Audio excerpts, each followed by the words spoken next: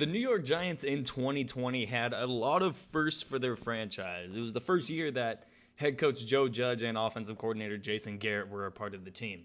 It was the first year that the New York Giants started an opening day quarterback other than Eli Manning in Daniel Jones. And it was the first year last year where they actually won more than 4 games in about 4 seasons.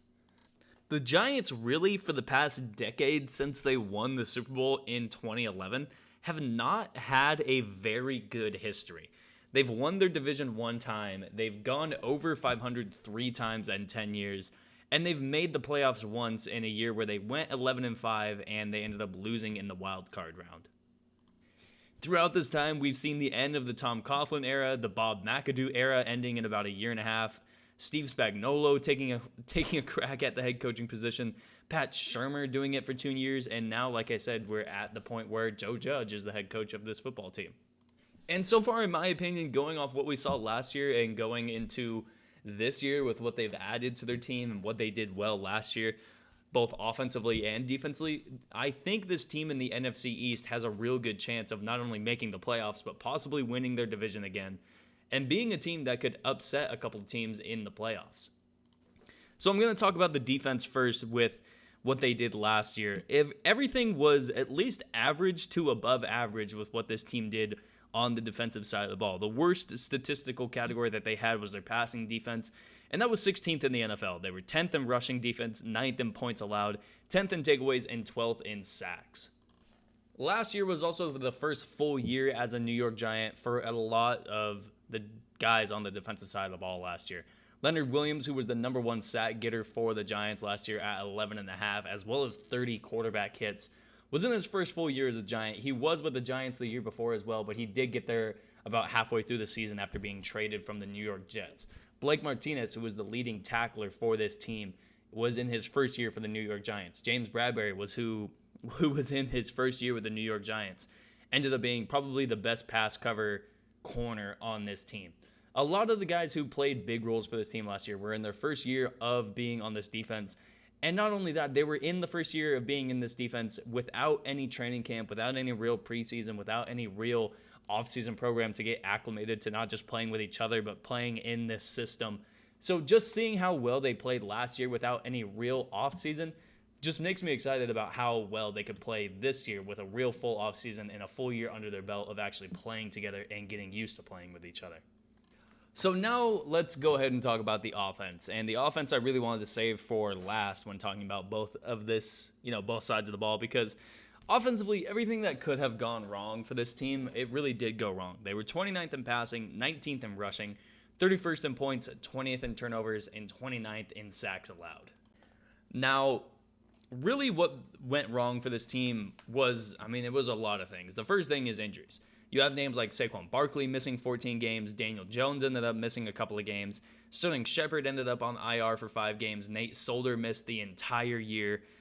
Golden Tate ended up missing the last couple of games. And there's other names, even on the defensive side of the ball as well, who missed big games late in the season and during the season where you just don't want guys missing games.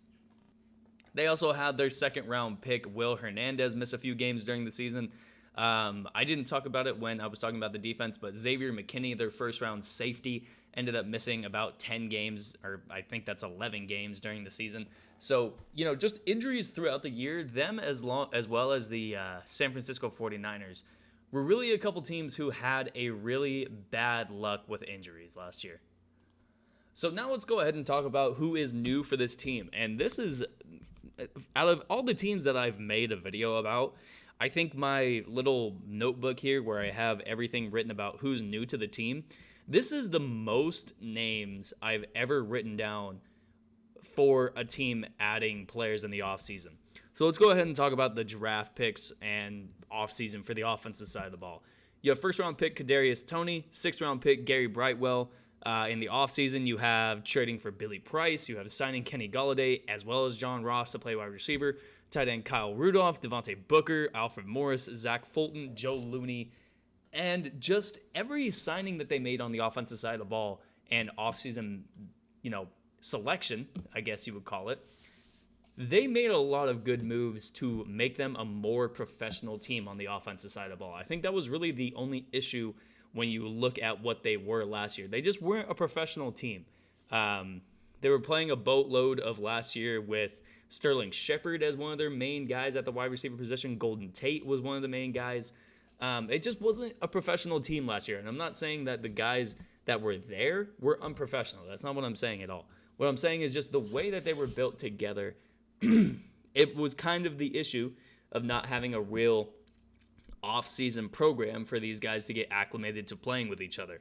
And then when you throw in Saquon Barkley going down for basically the entire year, you throw in one of your left tackles going down for the entire year, it just was really a bad mix-up of these players.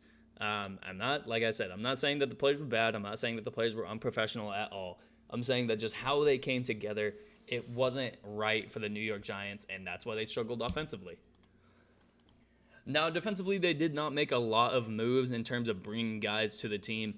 They did a lot of their additions in the offseason on the defensive side of the ball through the draft. Second-round pick Azeez Ojulari to play linebacker, cornerback Aaron Robinson in the, I believe, third round, Ellerson Smith, the outside linebacker, as well as cornerback Rodarius Williams.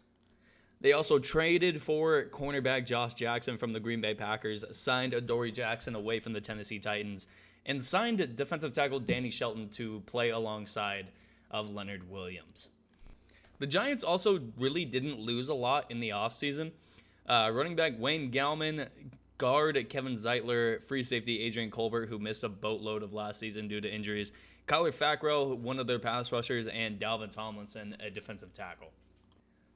So let's go ahead and talk about what this season's going to look like for the New York Football Giants. There is a really good chance, in my opinion, that this team has one of the wider floor/ceiling gaps in the NFL. Their schedule is really tough. Their division, even though it's a weaker division, it's a division that has a lot of good. They either have a good defense with the team or they have a young offense that's on the rise. The Philadelphia Eagles, they're probably the worst team in the division, but the Philadelphia Eagles are starting to figure some things out around their team.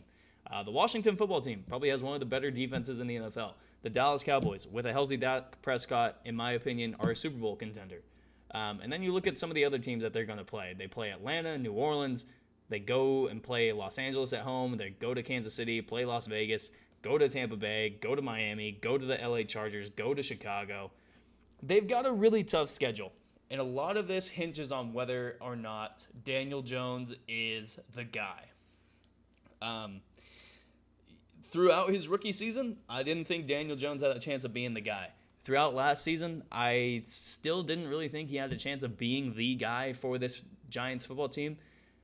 But if he is able to get this year 3 under his belt and have a successful season, stop fumbling the ball at least once a game, there's a really good chance that this New York Football Giants team is a 10-7, 11-6 team.